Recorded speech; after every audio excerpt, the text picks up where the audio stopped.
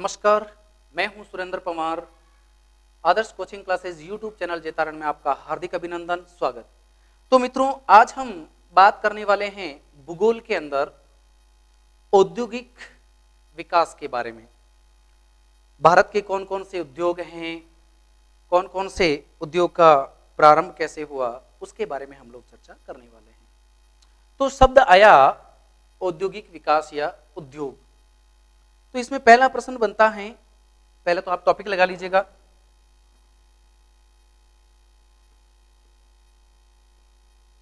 उद्योग। उद्योग में पहला प्रश्न बनता है कि विश्व में औद्योगिक क्रांति की शुरुआत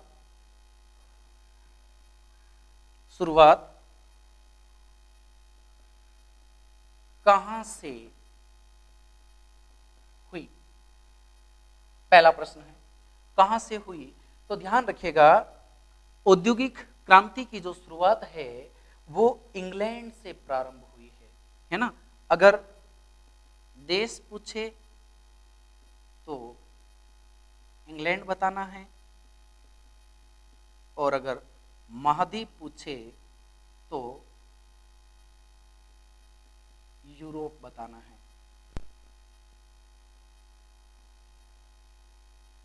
ठीक है, देश पूछे तो इंग्लैंड और महाद्वीप पूछे तो यूरोप बताना है। अब बात आता है कि कब शुरू हुई, तो ध्यान रखिएगा 18वीं सदी के अंत में। पूछ ले कब, तो 18वीं शताब्दी या सदी के अंत में ध्यान रखिएगा 18वीं सदी के अंत में प्रारंभ हुई है।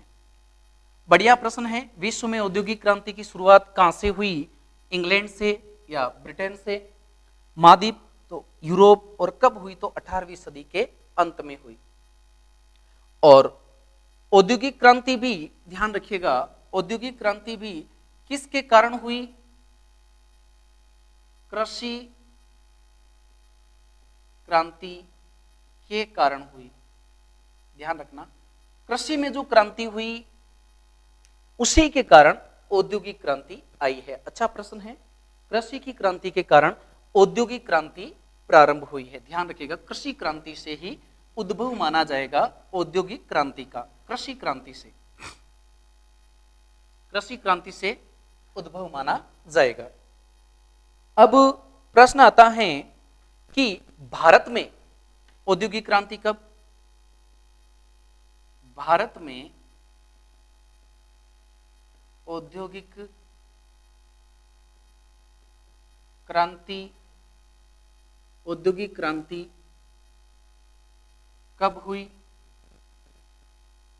तो ध्यान रखिएगा, भारत में 1850 के बाद, यानी मैं सीधा यूं कहूं 19वीं सदी के मध्य में, 19वीं सदी के मध्य में। ठीक है, अब यहां पर एक अच्छा प्रश्न बनता है कि बताइए, भारत में राष्ट्रीय औद्योगिक नीति सर्वप्रथम कब बनी? भारत में राष्ट्रीय औद्योगिक नीति सर्वप्रथम कब बनी? 6 अप्रैल 1948 को बनी। 6 अप्रैल 1948 को। और यह भी प्रश्न अच्छा बनता है कि इस औद्योगिक नीति को जारी करने वाला मंत्रालय कौन सा होगा? तो औद्योगिक मंत्रालय या उद्योग मंत्रालय। और सवाल यह आता है कि भारत का पहला उद्योग मंत्री कौन था? श्यामा प्रसाद मुखर्जी। ध्यान रखिएगा, अच्छा प्रश्न है।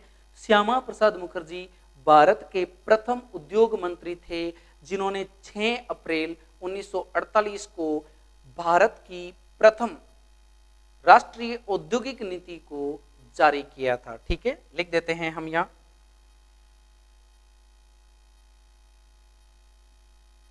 भारत में सर्वप्रथम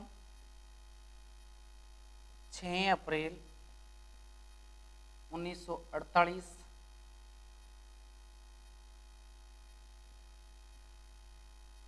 उद्योग मंत्री श्यामा प्रसाद मुखर्जी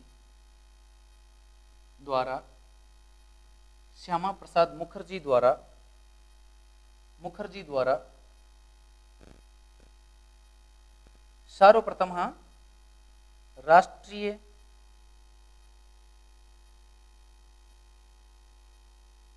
औद्योगिक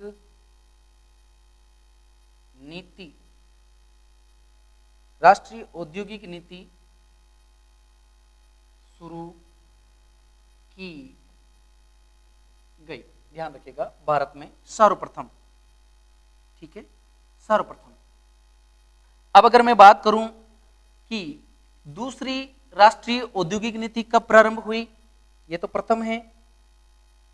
सेकंड राष्ट्रीय औद्योगिक नीति, याद रखिएगा सेकंड की बात कर रहा हूं, 30 अप्रैल 1956, 30 अप्रैल 1956 को दूसरी राष्ट्रीय औद्योगिक नीति जारी की गई है। ध्यान रखना, भारत सरकार के द्वारा। और ये जो राष्ट्रीय औद्योगिक नीतियां जो जारी की गई है, इस दूसरी के अंदर भारत को 3 अलग अलग सेक्टरों में बांटा गया है। ध्यान रखिएगा, इस दूसरी औद्योगिक नीति के तहत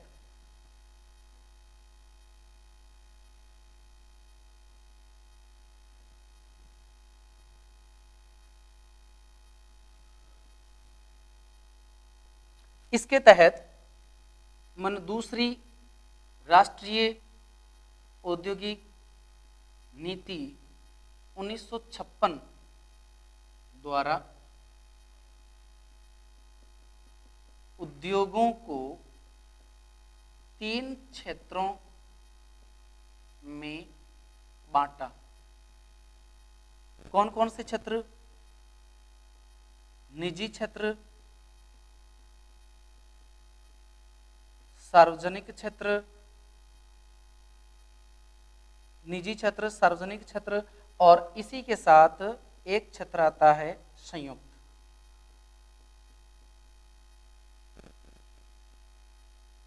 संयुक्त क्षेत्र।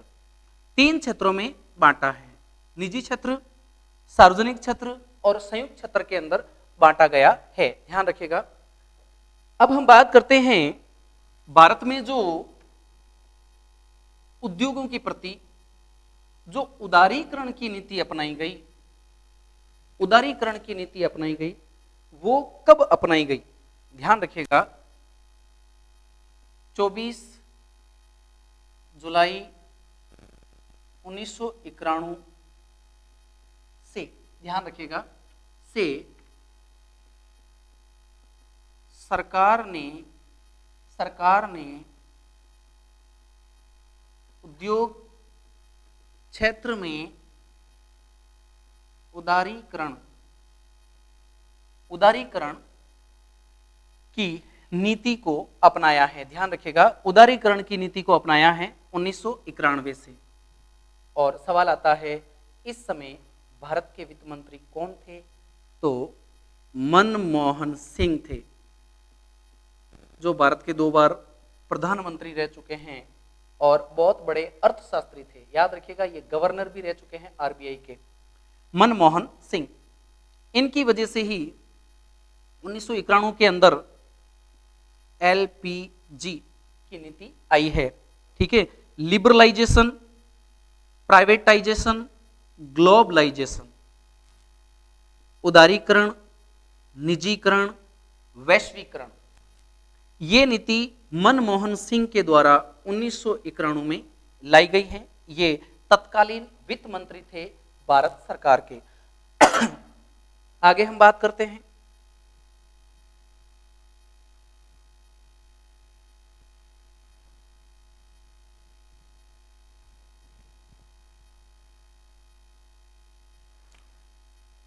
ये तो उद्योगों के बारे में थोड़ी सी जानकारी थी। अब हम बात करते हैं भारत में उद्योग कौन कौन से हैं।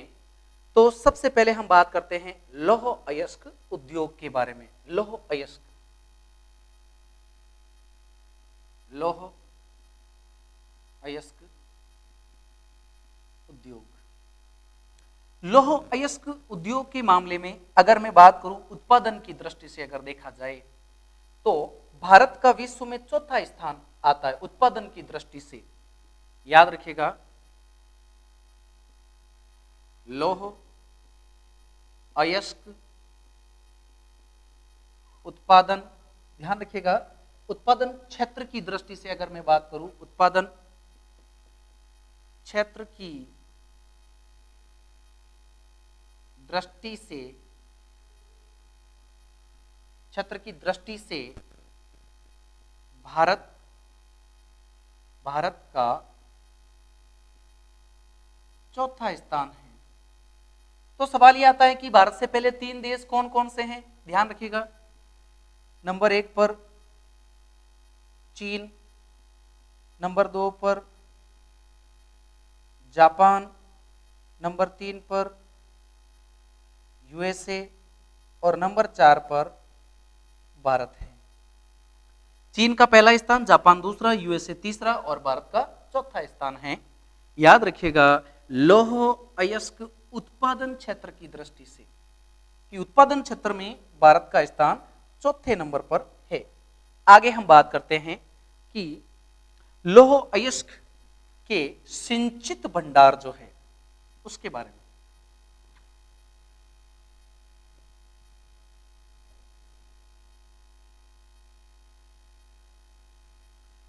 लौह अयस्क के सिंचित भंडार भारत में क्रमशः, अब देखिए भारत के अंदर क्रमशः सिंचित भंडार जो है वो कहां कहां है। तो आपको ध्यान रखना है, नंबर 1 पर उड़ीसा, नंबर 2 पर झारखंड, नंबर 3 पर छत्तीसगढ़। ये तो बात हुई सिंचित भंडार की दृष्टि से, सिंचित भंडार की दृष्टि से। अगर मैं इसमें बात करूं कि भाई उत्पादन की दृष्टि से लौह अयस्क उत्पादन की दृष्टि से, उत्पादन की दृष्टि से, उत्पादन की बात कर रहा हूं, उत्पादन की दृष्टि से क्रमशः कौन कौन से होंगे। उड़ीसा, दूसरे नंबर पर आएगा गोवा, तीसरे नंबर पर आएगा कर्नाटक, 1 2 3। सबसे पहले सर्वाधिक उत्पादन उड़ीसा में होता है, फिर गोवा के अंदर होता है, फिर कर्नाटक में होता है, उसके बाद चौथा नंबर लगता है छत्तीसगढ़ का। छत्तीसगढ़ ये है उत्पादन की दृष्टि से क्रमशः उड़ीसा में सबसे ज्यादा लोहे का उत्पादन होता है। अगर हम बात करें स्पंज आयरन के बारे में, स्पंज आयरन,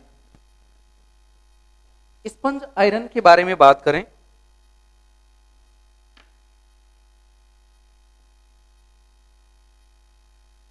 स्पंज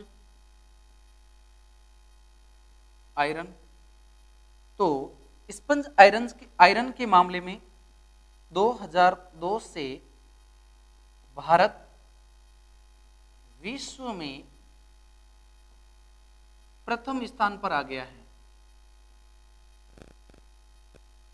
प्रथम स्थान पर आ गया है, प्रथम स्थान पर आ गया है भारत स्पंज आयरन के मामले में। ध्यान रखिएगा, स्पंज आयरन के मामले में भारत का पहला स्थान है, विश्व में भारत का पहला स्थान है।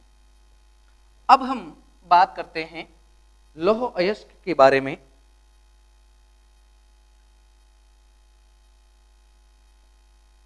लौह अयस्क का असफल लौह अयस्क का असफल प्रयोग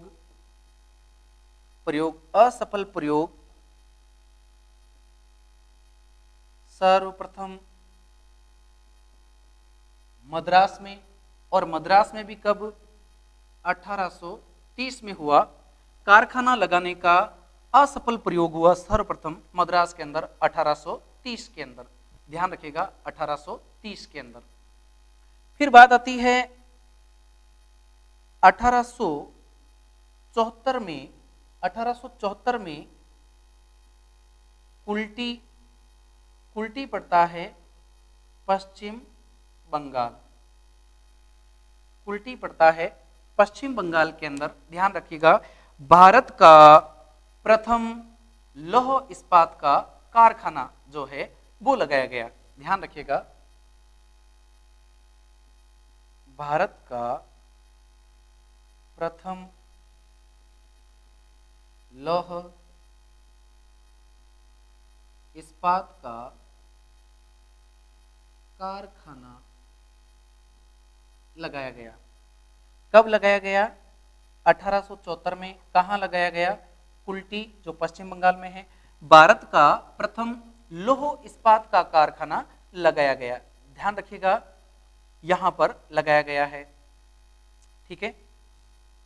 फिर बात आती है कि ये किसके द्वारा लगाया गया, तो यहां पर बात आती है यह बंगाल आयरन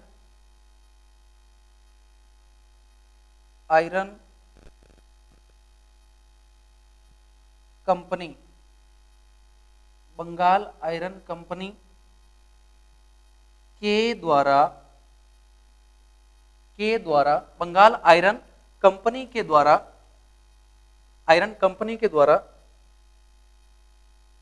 बाराकर लौह कंपनी के नाम से, बाराकर लौह कंपनी के नाम से लगाया इन्होंने। यानी 1874 में कुल्टी पश्चिम बंगाल में जो कारखाना स्थापित हुआ उस कारखाने का नाम है बाराकर लौह कंपनी। कारखाने का क्या नाम है? बाराकर लौह कंपनी नाम है उस कारखाने का। ध्यान रखिएगा बाराकर लौह कंपनी जो सर्वप्रथम लगाया गया, भारत का प्रथम लौह इस्पात का कारखाना है। ठीक है, आगे बात करते हैं। असफल प्रयोग तो मद्रास में हुआ है और यहां पर 1874 के अंदर लगाया गया। ठीक है, अब बात करते बड़े पैमाने पर।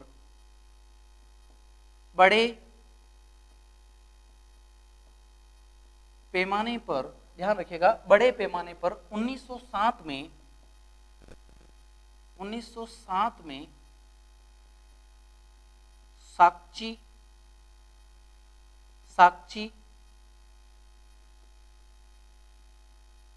झारखंड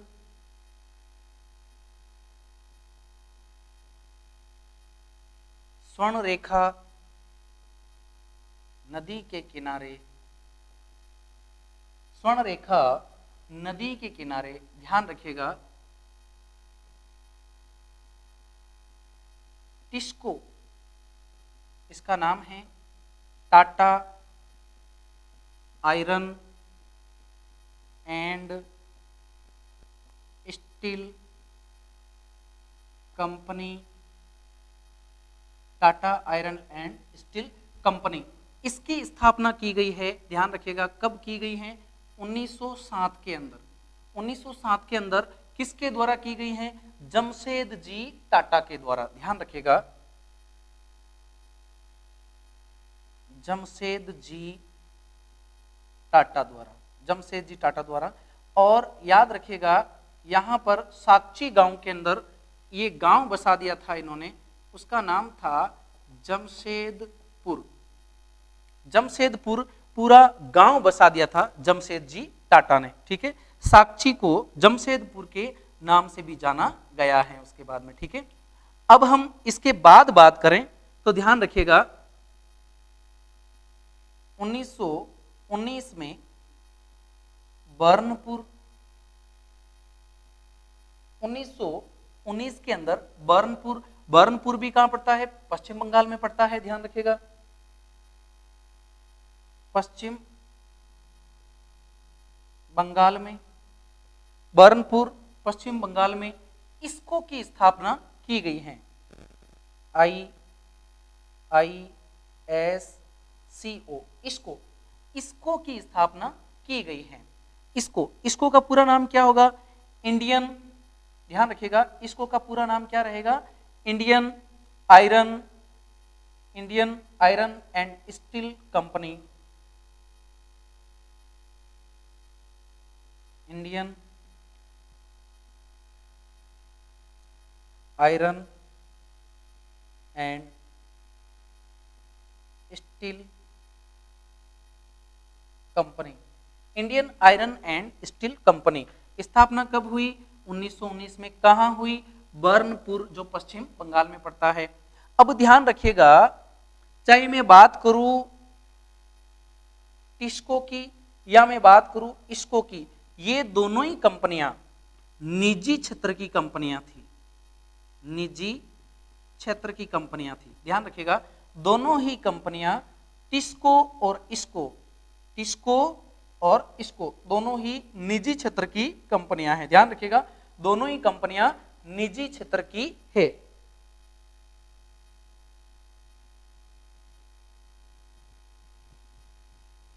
आगे देखिए, बात करते हैं नेक्स्ट।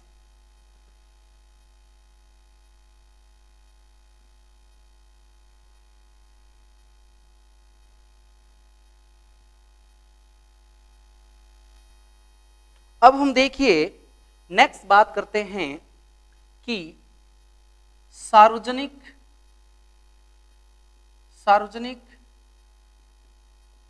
क्षेत्र की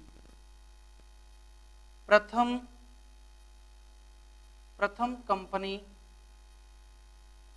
कंपनी 1923 में, और 1923 में भी नाम क्या है? VISL,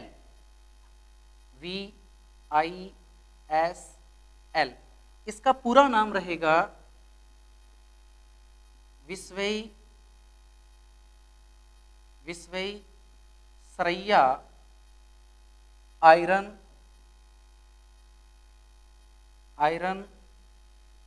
and steel works limited. ध्यान रखिएगा, 1923 में किस नदी के किनारे? भद्रावती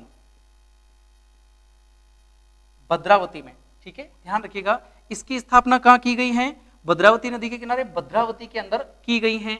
ध्यान रखिएगा, सार्वजनिक क्षेत्र की प्रथम कंपनी है। ध्यान रखिएगा, सार्वजनिक क्षेत्र की प्रथम कंपनी है भद्रावती के अंदर, ठीक है। Visvesvaraya iron and steel works limited इस कंपनी का नाम है। ये तो बात की है हमने जो मुख्य रूप से भारत के अंदर सार्वजनिक क्षेत्र की प्रथम कंपनी है। अब हम आगे बात करते हैं अलग अलग प्रकार के जो इस्पात संयंत्र लगे हैं उनके बारे में, इस्पात संयंत्रों के बारे में।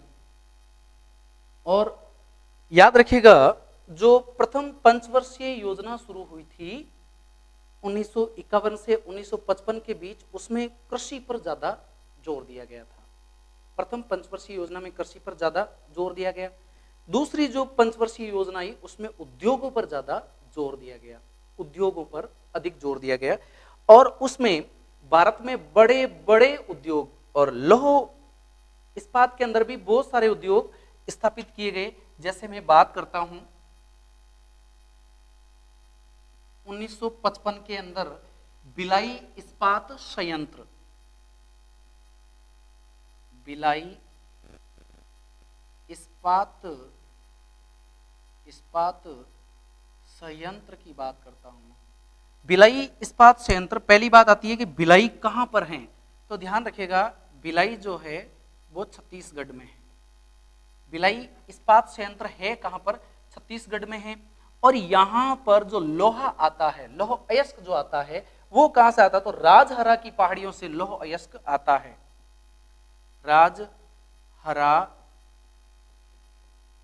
पहाड़ियों से जो कच्चा लोहा है वो आता है। ध्यान रखिएगा, कच्चा लोहा लिया जाता है, आता है, राजहरा पहाड़ियों से लोहा आता है। ठीक है, भिलाई इस्पात संयंत्र के अंदर। अब एक बढ़िया प्रश्न बनता है कि भिलाई इस्पात संयंत्र किसके सहयोग से चलाया गया? सोवियत संघ रूस के सहयोग से, जिसे हम कहते हैं पूर्व सोवियत संघ रूस। सहायता तो याद रखिए, पूर्व सोवियत संघ रूस जिसे हम कहते हैं, उसकी मदद से चलाया गया। ध्यान रखिएगा, पहले उद्योग की हमने बात की भिलाई। दूसरे की बात कर रहा हूं 1956 के अंदर Hindustan steel limited, HSL, Hindustan steel limited, Hindustan steel limited का दुर्गापुरा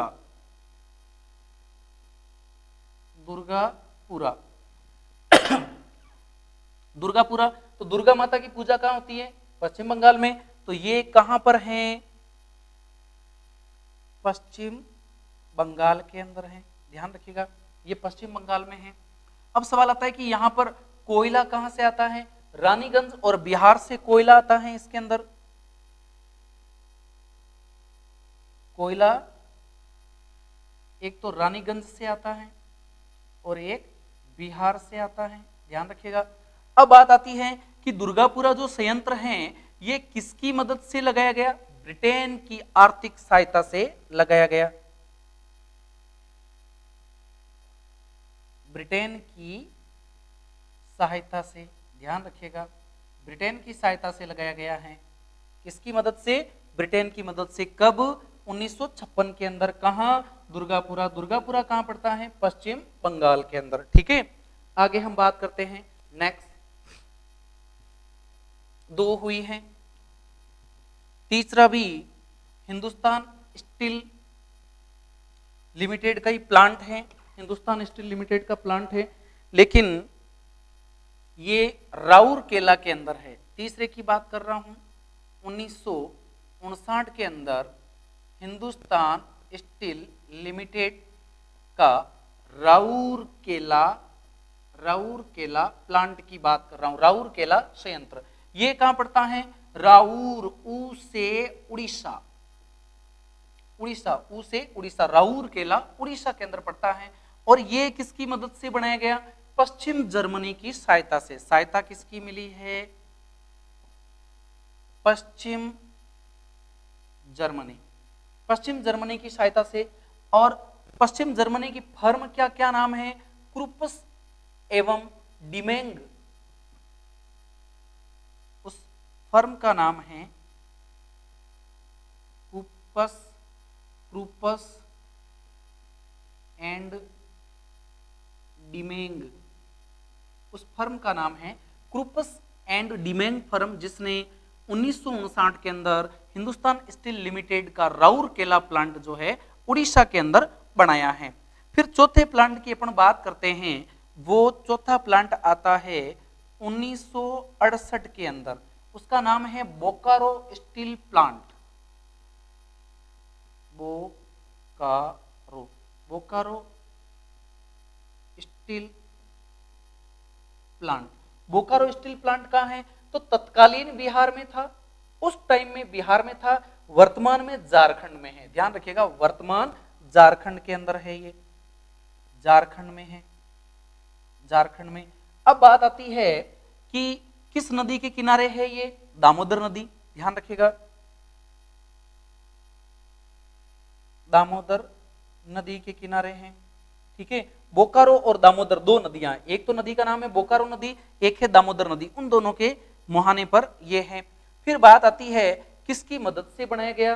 पूर्व सोवियत संघ की मदद से बनाया गया। मदद की अगर मैं बात करूं, सहायता की बात करूं, तो पूर्व सोवियत संघ रूस की मदद से इसे बनाया गया।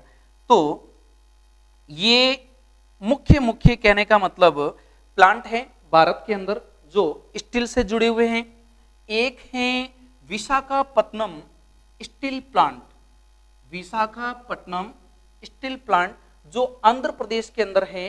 विशाखापट्टनम स्टील प्लांट जो आंध्र प्रदेश के अंदर है, ध्यान रखिएगा, वह भारत का पहला समुद्र तटीय, भारत का पहला समुद्र तटीय इस्पात संयंत्र है, विशाखापट्टनम आंध्र प्रदेश के अंदर।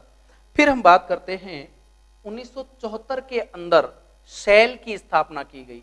सेल जो भारत की इन सभी बड़ी कंपनियों का प्रबंधन करता है, जैसे हम बात करें भिलाई, दुर्गापुरा, राउरकेला, बोकारो, बर्नपुर, इन पांचों कंपनियों का प्रबंधन करता है सेल। ध्यान रखिएगा, पांचों कंपनियों का प्रबंधन करता है सेल, जिसे हम इस नाम से जान सकते हैं Steel Authority of India limited.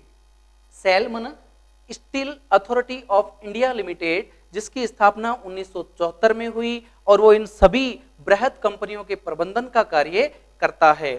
तो ये था एक छोटा सा टॉपिक जो लौह अयस्क के बारे में था। याद रखिएगा, भारत के अंदर लोहा 4 प्रकार का पाया जाता है, लोहे के 4 अलग अलग प्रकार है। तो आप हमारे इस वीडियो को अधिक से अधिक लाइक, शेयर और सब्सक्राइब जरूर कीजिएगा। जय हिंद, जय भारत।